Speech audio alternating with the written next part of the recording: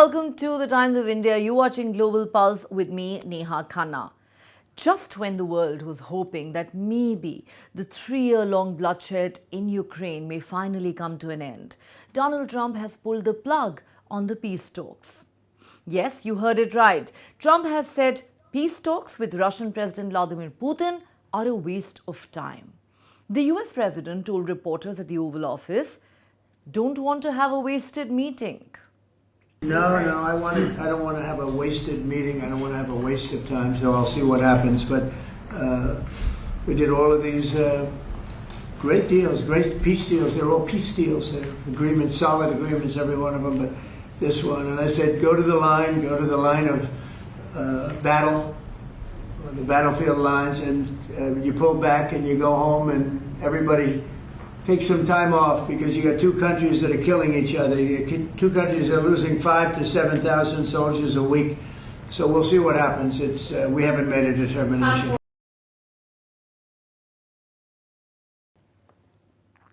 The monumental flip-flop comes just days after Trump blustered in front of the world about his upcoming meeting with Putin, this time in Budapest. But now the meeting in the Hungarian capital stands cancelled. Putin, who has rejected calls for a ceasefire yet again, continues to pound Ukraine through aerial attacks. Ukrainian President Volodymyr Zelensky, shell-shocked after Trump's U-turn on the Tomahawk missiles promised to him earlier, continues to run from pillar to post, seeking help for his war-ravaged country. And Trump is more desperate for his unrequited love, the Nobel Peace Prize. His frenzy reflected in a media report that claimed he pressured Zelensky to give up the Donbass region to Russia in exchange for peace talks with Putin. Donbass, comprising the Donetsk and Luhansk regions, is an industrial powerhouse spanning roughly 20,000 square miles and is roughly the size of West Virginia. The coal and metal-rich region is a vital industrial hub for Ukraine and a defensive buffer for the country. For Russia, which reportedly now controls 88% of the Donbass region, it's seen as a tactical target and a political lever. Did the recent Trump-Putin phone call seal Ukraine's fate? Did the US president sell out Kiev in his quest for a Nobel Peace Prize? As soon as the high-octane media spectacle proclaiming Trump as a peacemaker president for his role in brokering the Gaza ceasefire faded, the US president turned his attention to the war in Ukraine.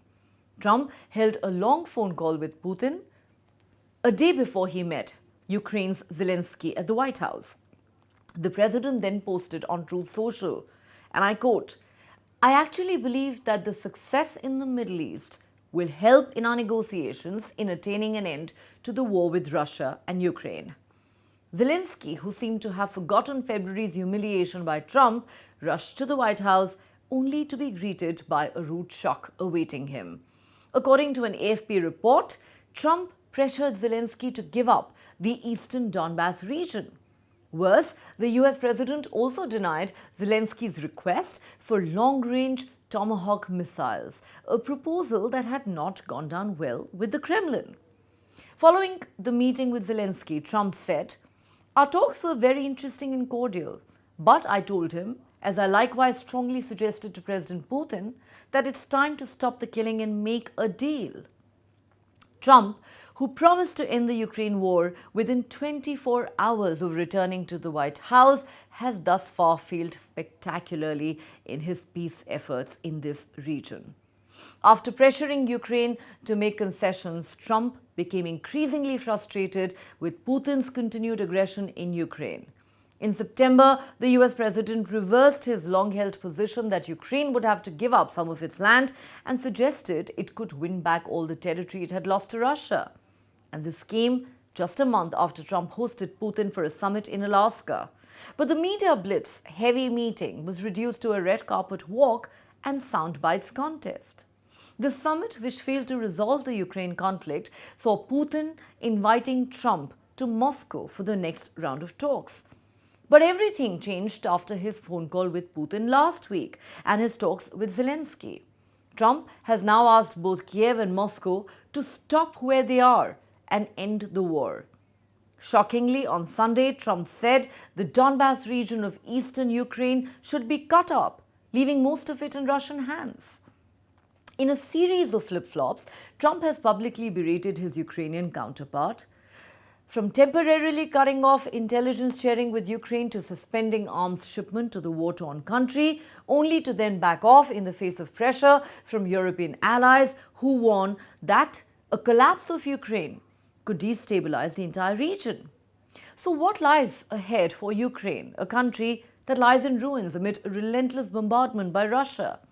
After the Alaska summit ended as a damn squib, are efforts to ensure peace in Ukraine all but over? Make no mistake though, Trump is still on an overdrive, trying to project himself as the ultimate peacemaker, repeatedly claiming that he has ended 8 wars, which even the likes of past American presidents George Washington and Abraham Lincoln failed to do. That's, of course, according to Donald Trump. How seriously we should take those claims is another matter altogether.